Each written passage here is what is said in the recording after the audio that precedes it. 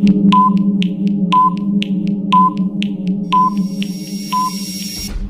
पहले तो आप सभी को हिंदी दिवस की हार्दिक शुभकामनाएं। काफ़ी दिनों के बाद मैं आपको ये हार्दिक शुभकामनाएं दे रहा हूं, लेकिन फिर भी आपको मेरा मन चाह रहा है कि मैं दूं आपको हिंदी की शुभकामनाएं, इसलिए आपको दे रहा हूं। ठीक है, तो आप सभी को हिंदी दिवस की बहुत बहुत शुभकामनाएं हैं। और आज मैं हिंदी के बारे में आपको बहुत सारे फैक्ट बताने वाला हूँ, क्योंकि आज सभी लोग हिंदी के बारे में इतने सारे फैक्ट जानते ही नहीं हैं। ठीक है, तो आपके परीक्षाओं की दृष्टि से भी बहुत ज़्यादा इंपॉर्टेंट है। इसके बाद आपको थोड़ा ऑस्ट्रेलिया घुमा कर ले जाना है आज, तो आपको ऑस्ट्रेलिया घुमा कर लाऊंगा। बहुत दिन हो गए ऑस्ट्रेलिया घूम के नहीं आए हैं।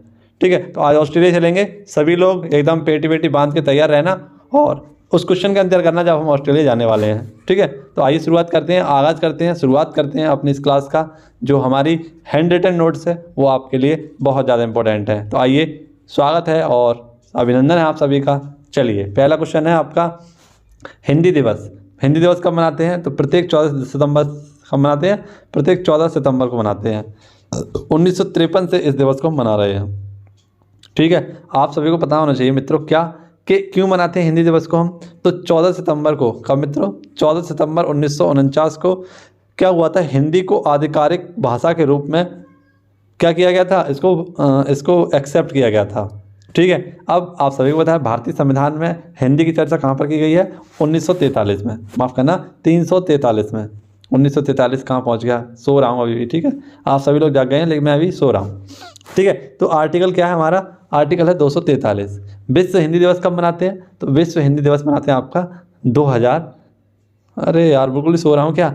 विश्व हिंदी दिवस मनाते हैं आपका 10 जनवरी को। कब मनाते हैं? 10 जनवरी को। 1945 में एक नागपुर अधिवेशन हुआ था। क्या हुआ था? नागपुर हिंदी सम्मेलन हुआ था।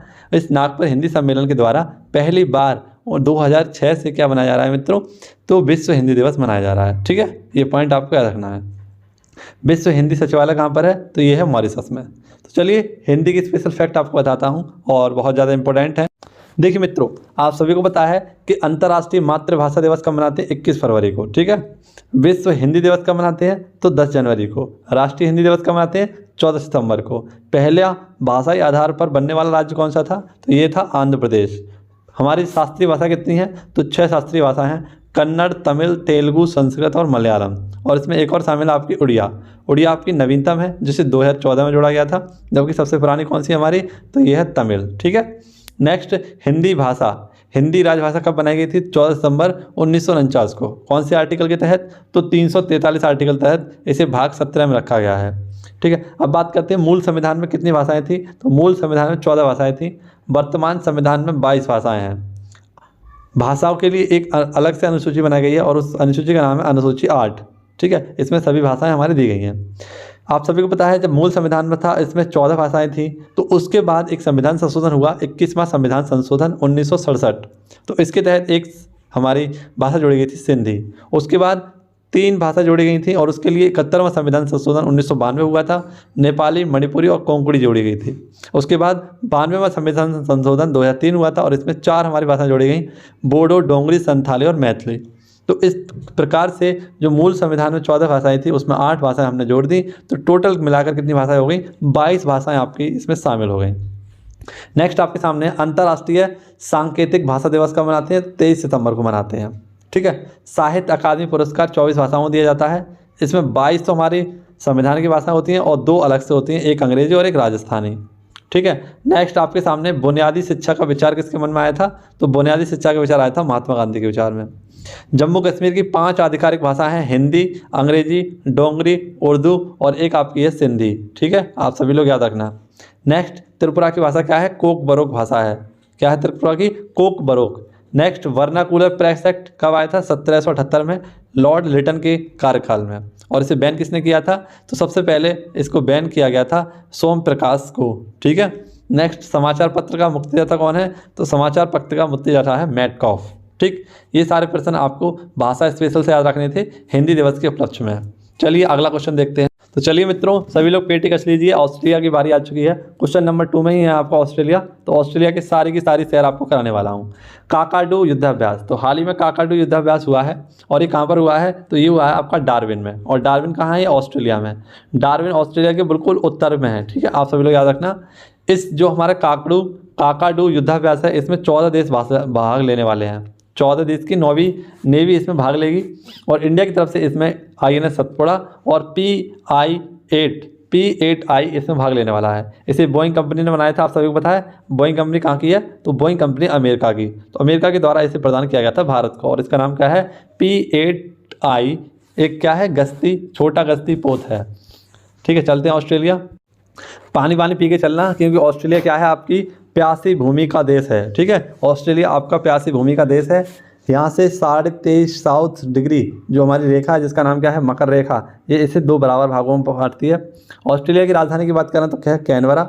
ऑस्ट्रेलिया के राष्ट्रपति कौन है? जल्दी से कमेंट बॉक्स में बताइए। जबकि ऑस्ट्रेलिया के प्रधानमंत्री चेंज हो चुके हैं। स्कॉट मॉरिसन के स्थान पर कौन आ चुके हैं? Anthony Albanese. यहाँ के मैदानों को क्या कहा जाता है? तो डाउन्स घास के मैदान है यहाँ पर। यहाँ के कुछ प्रमुख मरुस्थल हैं आप सभी के लिए, जैसे गिब्सन का मरुस्थल, ग्रेट विक्टोरिया मरुस्थल, ग्रेट सैंडी मरुस्थल और सिम्पसन मरुस्थल कहाँ पर है? तो यही है। ठीक है, गिब्सन, विक्टोरिया और ग्रेट सैंडी। अगला ग्रेट बैरियर रीफ कहाँ पर है? तो महान प्रवाल भित्ति, ये ऑस्ट्रेलिया के उत्तर पूर्व में है, कोरल सागर में। ठीक है, ग्रेट डिवाइडिंग रेंज, इसके जो ऐसा करके ये बना हुआ है ऑस्ट्रेलिया, तो यहाँ पर इसे एक लंबी पर्वत श्रृंखला है, इस पर है हमारा ग्रेट डिवाइडिंग रेंज। और इसकी सबसे ऊंची चोटी कौन सी है? माउंट कोसियस्को। कौन सी है? माउंट कोसियस्को इसकी सबसे ऊंची चोटी है। अगर हम बात करें बेस्ट ऑस्ट्रेलिया की राजधानी क्या है? तो ये हमारा ऑस्ट्रेलिया, तो बेस्ट ऑस्ट्रेलिया ये हो गया, और इसकी राजधानी है पर्थ। ठीक, नेक्स्ट आपको नॉर्थ ऑस्ट्रेलिया की राजधानी क्या है? डार्विन, और उत्तर में ये प्रवेश द्वार है। ठीक है, उत्तर में क्या है? प्रवेश द्वार है, जो मैंने अभी आपको कराया था। विक्टोरिया इसकी राजधानी किसकी है? मेलबर्न की। ठीक है, मेलबर्न की राजधानी क्या है? विक्टोरिया। या विक्टोरिया की राजधानी क्या है? मेलबर्न। टोरस जल संधि ऑस्ट्रेलिया और ये कहाँ है? पापुआ न्यू गिनी के बीच है। बॉस जल संधि ये तस्मानिया सागर में है। 2 नदियाँ हैं यहाँ की फेमस, मर्रे और डार्लिंग नदी है। सोने की खान है कालगुडी और कुलगाड़ी। और यहाँ की सबसे ऊंची चोटी मैंने बताई दी आपको, कौन सी है? माउंट कोसियस्को। ठीक है, तो ये आपको पूरी की पूरी ऑस्ट्रेलिया मैंने घुमा दी है केवल और केवल 1 मिनट के अंदर। अगर वीडियो पसंद आई हो, वीडियो अच्छी लगी हो, ऑस्ट्रेलिया घूमकर मजा आया हो, तो सभी लोग वीडियो को लाइक कर देना। ठीक है, आइए बढ़ते हैं अगले क्वेश्चन की ओर। अगला क्वेश्चन है आपका रक्तदान अमृत महोत्सव। कौन सा? रक्तदान अमृत महोत्सव। इसे हाल ही में स्टार्ट किया गया है, रक्तदान अमृत महोत्सव। ठीक है, और कब से कब तक चलेगा ये? तो 17 सितंबर से 1 अक्टूबर तक चलने वाला है। ठीक है, 1 अक्टूबर को क्या होता है? तो स्वैच्छिक हमारा जो रक्तदान दिवस होता है, उस वक्त इसको समाप्त किया जाएगा, और इसका नाम रखा गया क्या? रक्तदान अमृत महोत्सव। आप सभी को बताइए कि 2023 तक हम क्या मनाने वाले हैं? अमृत महोत्सव के रूप में मनाने वाले हैं। ठीक है, ये पॉइंट आप सभी लोग याद रखना, जो कि आपका किसके द्वारा स्टार्ट किया गया है? स्वास्थ्य मंत्रालय, और स्वास्थ्य मंत्रालय के मंत्री कौन है? मनसुख मंडाविया। इनके द्वारा रक्त अमृत महोत्सव को स्टार्ट किया गया है। इसका टारगेट क्या है? तो 1 लाख यूनिट एक दिन में क्या करना है? डिपॉजिट करना है। नेक्स्ट आप सभी को याद रखना, रजिस्ट्रेशन कहाँ पर कर सकते हैं? आरोग्य सेतु ऐप में इसका रजिस्ट्रेशन चल रहा है, बिल्कुल फ्री, आप सभी लोग जाकर कर सकते हैं। रक्तदाता दिवस कब मनाते हैं? तो प्रत्येक 14 जून को मनाते हैं, ये भी पॉइंट याद रखना। अगला, अमृत महोत्सव की शुरुआत कब हुई थी? तो 12 मार्च 2021 को स्टार्ट हुआ था, और 2023 तक ये चलने वाला है। स्वच्छ अमृत महोत्सव स्वच्छ भारत मिशन के 8 वर्ष पूर्ण होने पर इसे स्टार्ट किया गया था। और अमृत क्रांति आप सभी लोग जानते हैं, नदी जोड़ो परियोजना से संबंधित है आपकी अमृत क्रांति, है ना। आज पुनः से मित्रों क्या हुआ है? काउंटिंग लिखने में दिक्कत हुई है, यहाँ पर नंबर 4 कर लेंगे। क्वेश्चन नंबर 4 है आपका। ठीक है, कौन सा bank electronic bank guarantee EBG जारी करने वाला पहला बैंक बना है? तो आप सभी लोग याद रखना, EBG, इसमें भी ABCD आ रही है ना, और देखो इसमें भी आपकी ABCD आ रही है। तो HDFC से आप याद रखना ना कि EBG किसने स्टार्ट किया है? HDFC बैंक ने। ये भारत का सबसे बड़ा निजी बैंक है। कैसा? भारत का सबसे बड़ा क्या है? निजी बैंक है। आप सभी को याद होना चाहिए EBG इलेक्ट्रॉनिक बैंक गारंटी का मतलब क्या है? तो जैसे आपको पता है, आप गए SBI में, मान लीजिए आप गए SBI में, तो SBI के जितने भी कर्मचारी होते हैं, मैनेजर से लेके और काउंटर नंबर 2 पर बैठने वाले, 3 पर बैठने वाले, 4 पर बैठने वाले, तो पता है SBI में क्या होता है? आप सभी को पता है, चक्कर काटे जाते हैं। चाहे कहीं पे भी ले लो आप SBI, पहले कहेंगे जाओ, पहले से दूसरे पे जाओ, फिर दूसरा वाला कहेगा चौथे पे जाओ, चौथे वाले कहेंगे 5 वाले पे जाओ, 5 वाले कहेंगे छठे पे जाओ। इसी प्रकार से चक्कर कटा के आदमी को अधमरा कर देते हैं SBI वाले। ठीक है, तो आप सभी को पता है HDFC बैंक ऐसा ना करे, है ना, कि जिससे किसी व्यक्ति का 4 से 5 दिन केवल और केवल खाता खुलवाने में ना जाए। ऐसे इन्हीं सभी दुष्परिणामों को या इन्हीं परिणामों को दूर करने के लिए उन्होंने क्या किया है? EBG ऐप को स्टार्ट किया है, इसको स्टार्ट किया है, यानी इलेक्ट्रॉनिक गारंटी बैंक को स्टार्ट किया है। जब भी आप कोई खाता फाता खुलवाएं तो आपको कागज़ रहित बैंक गारंटी मिल जाए, और फटाफट से आप अपना खाता है, कोई भी आपसे बैंक संबंधित जानकारी है, वो तुरंत आप प्रदान कर सकें। इससे क्या होगा, आपकी समय की बचत होगी और काम में क्या आएगी, पारदर्शिता आएगी। ठीक है, समझ में आया होगा आपको। इसने समझौता किसके साथ किया है, तो national e governance service limited के द्वारा क्या किया गया है, समझौता किया गया है। अब बात आई है बैंकों की, तो अपनी बैंकों की बैंक कौन सी है, तो ये है आरबीआई, है ना। आरबीआई के बारे में 4 बातें जाननी है। इसका एक्ट कब आया था, 1934 में आया था। ठीक है, और इसका स्थापना कब हुआ, 1 अप्रैल 1935 को इसका स्थापना हो गया। और इसका राष्ट्रीयकरण कब कर लिया भारत में, तो 1 जनवरी 1949 को इसका क्या कर लिया मित्रों, इसका आप सभी ने राष्ट्रीयकरण कर लिया। इसका मुख्यालय भी वर्तमान में कहाँ पर है, मुंबई में। नेक्स्ट सेबी की बात करें तो इसको सेबी ये क्या थी, पहले इंपीरियल बैंक थी, लेकिन इसका नाम चेंज करके क्या कर दिया गया, 1 जुलाई 1955 में इसका नाम एसबीआई रख दिया गया। ठीक है, नेक्स्ट आरबीआई की स्थापना कब हुई, 1935 में। नाबार्ड की स्थापना कब हुई, 12 जुलाई 1982 को। एडीबी बैंक इसकी स्थापना कब हुई, 16 दिसंबर 1966 को, और मनीला फिलीपींस में इसका हेडक्वार्टर है। वर्ल्ड बैंक की स्थापना कब हुई, इसकी स्थापना हुई थी 1945 में, और इसका हेडक्वार्टर वॉशिंगटन डीसी में है। आप सभी को पता होना चाहिए सिडबी बैंक, सिडबी बैंक इसकी स्थापना कब हुई, 1992 में, और लखनऊ में इसका हेड है। नेक्स्ट आपके सामने हेडक्वार्टर है इसका। पीएनबी पंजाब नेशनल बैंक के 2 बैंकों का विलय किया गया था, यूनाइटेड बैंक और ओरिएंटल बैंक का। ठीक, 14 बैंकों का राष्ट्रीयकरण एक बार किया गया था 1969 में। 6 बैंकों का राष्ट्रीयकरण किया गया एक बार 1980 में। 1980 से 3 डेट याद रखिए आप सभी लोग। एक तो 1980 में क्या हुआ था मित्रों, आप सभी को पता है मदर टेरेसा को दिया गया था नोबेल पुरस्कार। 1980 में ही आपका क्या हुआ था, 1980 में आपकी भाजपा की स्थापना हुई थी। ठीक है, अगला क्वेश्चन, बेस्ट ये कौन सी आपकी, बैंक ऑफ बड़ौदा में 2 नए बैंकों का किया गया था, विलय किया गया था, विजया बैंक और देना बैंक। तो ये सारे पॉइंट आपको किससे याद रखने, बैंक से याद रखने थे। आगे बढ़ते हैं और इतिहास के बारे में कुछ संबंधित बातों पर चर्चा करते हैं। क्वेश्चन नंबर 5 है आपका, हड़प्पा सभ्यता का दुनिया का सबसे बड़ा संग्रहालय। हड़प्पा सभ्यता का दुनिया का सबसे बड़ा संग्रहालय राखीगढ़ी हिसार। राखीगढ़ी कहाँ पर है आपका, हिसार में, और हिसार कहाँ पर है आपका, हरियाणा में, दूध खाट की नगरी हरियाणा। यहीं पर राखीगढ़ी में हड़प्पा का सभ्यता का सबसे बड़ा संग्रहालय बनेगा। ठीक है, इसकी खुदाई कब हुई थी, 1963 में, और किसके द्वारा की गई थी, तो आर्कियोलॉजिकल सर्वे ऑफ इंडिया के द्वारा इसकी क्या की गई थी, शुरुआत की गई थी। इसकी स्थापना 1861 में की गई थी। कोलकाता में इसका हेडक्वार्टर है, और फाउंडर कौन थे इसके, तो कनिंघम। वर्तमान में हरियाणा की बात करें तो हरियाणा के मुख्यमंत्री कौन है, मनोहर लाल खट्टर। यहीं पर कौन सी योजना चलाई गई है, तो ई अधिगम योजना भी चलाई गई है। ठीक है, और गुरुग्राम हरियाणा में क्या हुआ है, पहला ग्रेन एटीएम स्टार्ट किया गया है। कौन सा, पहला ग्रेन एटीएम।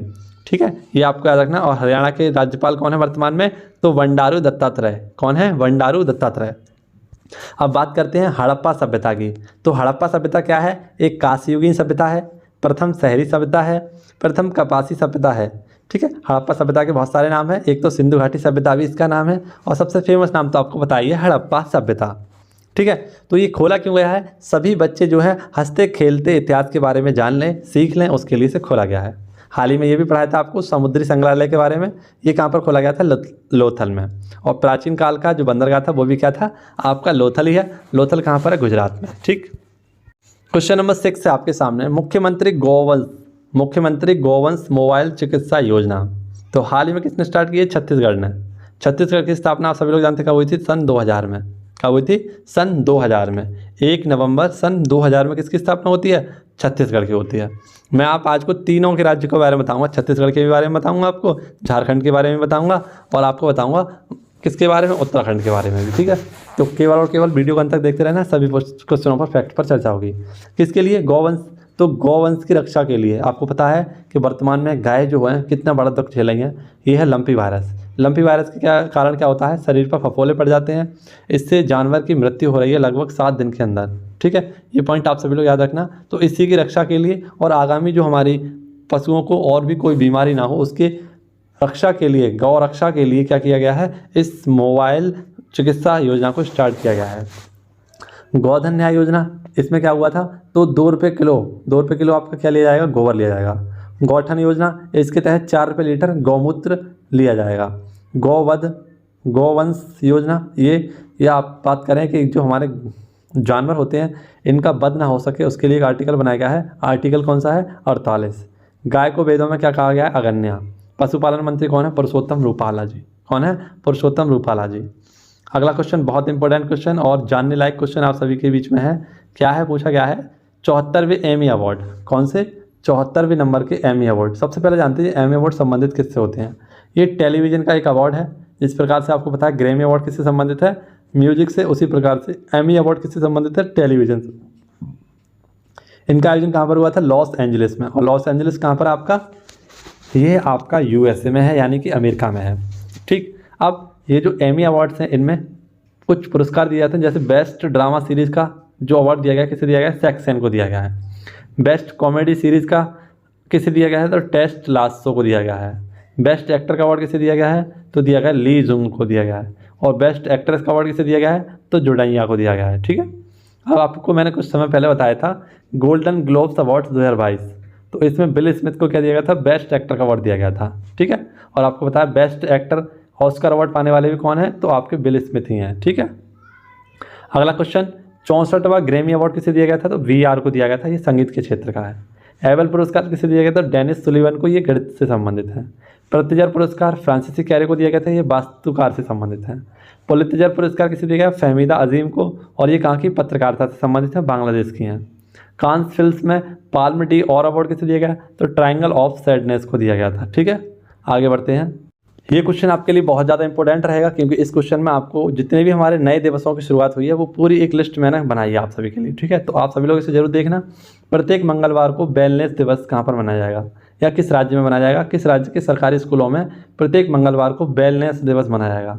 ठीक है, वेलनेस का मतलब होता है, मतलब एक प्रकार से स्वस्थ तरीके के लिए एक प्रतियोगिता होगी, या ऐसे मान लीजिए बच्चों को खेलना सिखाया जाएगा। ठीक है, आइए तो जानते हैं कहाँ पर, झारखंड में। झारखंड की स्थापना कब हुई थी, 15 नवंबर 2000 को। और झारखंड किससे अलग हुआ था, तो बिहार से अलग हुआ था झारखंड आपका। ये पॉइंट याद हुआ, मैंने अभी आपको बताया। एक आपको 3 डेट याद रखनी है, सबसे पहले 1 नवंबर, 9 नवंबर, और एक आपको याद रखनी है 15 नवंबर। 1 नवंबर को मध्य प्रदेश से छत्तीसगढ़ अलग हो गया, 9 नवंबर को अलग हो गया उत्तर प्रदेश से उत्तराखंड अलग हो गया, और बिहार को झारखंड अलग हो गया 15 नवंबर 2000 को। ठीक है, देखिए मित्रों, आप सभी को पता होना चाहिए मंगलवार को वेलनेस दिवस मनाया जाएगा, कहाँ पर, झारखंड में। स्वास्थ्य के प्रति जागरूकता बढ़ सके इसके लिए इसे स्टार्ट किया गया है, किसके द्वारा, तो यहाँ के मुख्यमंत्री हेमंत सोरेन जी के द्वारा। क्लास 6 से क्लास 12 तक के बच्चों को इसमें शामिल किया गया है, और प्रत्येक क्लास में 2 वेलनेस दूत भी बनाए जाएंगे। जैसे मान लीजिए क्लास में 2 मॉनिटर बनाए जाएंगे। ठीक है, अब आप जान लीजिए, देखिए नेशनल स्टार्टअप डे कब से स्टार्ट किया है, 16 जनवरी से। 20 वीर बाल दिवस कब मनाएंगे, 26 दिसंबर को। ठीक है, कब मनाएंगे, 26 दिसंबर को। पराक्रम दिवस 23 जनवरी को। विश्व विभाजन विभीषिका दिवस 14 अगस्त को। भाला फेंक दिवस 7 अगस्त को। खेला होवे दिवस 16 अगस्त को। समानता दिवस 14 अप्रैल को। विश्व शतरंज दिवस 20 जुलाई को। और झारखंड की बात करें तो राजधानी क्या है इसकी, रांची है, और इसकी उपराजधानी क्या है, दुमका। राज्यसभा सीटों की संख्या 6, लोकसभा सीटों की संख्या 14, और विधानसभा सीटों की संख्या कितनी है, 82। अगला क्वेश्चन आपके सामने क्वेश्चन नंबर 9 है। पहली हाई थ्रोपुट सैटेलाइट, पहली हाई थ्रोपुट सैटेलाइट, इसे क्या कहेंगे, HTS। हाल ही में इसे क्या किया गया था मित्रों, इसरो के द्वारा इसे लॉन्च किया गया है। इसरो और एक आपकी कंपनी है ह्यूसेस कम्युनिकेशन इंडिया, इन दोनों के द्वारा मिलकर इसे बनाया गया है। और ये ब्रॉडबैंड इंटरनेट सर्विस प्रोवाइड करेगी, यानी ऐसे स्थान जहाँ पर बहुत धीमा इंटरनेट चलता है वहाँ पर हाई स्पीड इंटरनेट की देखभाल के लिए इसे लगाया गया है। ठीक है, जैसे लद्दाख है आपका, पूर्वोत्तर राज्य है, यहाँ पर इंटरनेट की इतनी अच्छी सुविधा नहीं मिल पा रही है, तो उसके लिए इसे स्थापित किया जाएगा हाई स्पीड इंटरनेट प्राप्त करने के लिए। इसमें हेल्प किसने की है, तो अपने इसरो ने, इंडियन स्पेस रिसर्च ऑर्गेनाइजेशन, इसके द्वारा इसमें हेल्प की गई है। और इसका हेडक्वार्टर आप सभी लोग जानते हैं कहाँ पर, बेंगलोर में है। इसके हेड कौन है, एस सोमनाथ, और इसकी स्थापना कब हुई थी, 15 अगस्त 1969 को इसकी स्थापना हुई थी। आप सभी को पता है EOS 04 PSLV C52 के द्वारा, और EOS 2 इसे SSLV C50 के द्वारा पहुंचाया गया था। इसी में आपका क्या गया था, आज़ादी सेट भी गया था। ठीक है, कौन सा गया था, आज़ादी सेट। और आज का सवाल आपकी स्क्रीन पर है, जिसका आंसर आपको कमेंट बॉक्स में देना होगा। संसद टीवी के CEO का अतिरिक्त पदभार किसे दिया गया है ना। आप सभी को कमेंट बॉक्स में इसका आंसर देना होगा। और आशा करता हूँ आपको पूरी वीडियो मज़ेदार अच्छे तरीके से समझ में आई होगी, आपने पूरी वीडियो को मज़ा लिया होगा, आनंद लिया होगा, क्योंकि बहुत सारे फैक्ट आपके लिए मैं लेकर आता हूँ, आपको बताने की कोशिश करता हूँ, और ज़बरदस्त तरीके से आपके दिमाग में सेट भी करा देता हूँ। तो लगातार इसी क्लास से बने रहिए, वीडियो को शेयर करते रहिए, अपने साथियों को इस वीडियो से जोड़ते रहिए। ठीक है, आपसे मिलना होगा अगली वीडियो में। धन्यवाद। जय हिंद, जय भारत, वंदे मातरम, भारत माता की जय।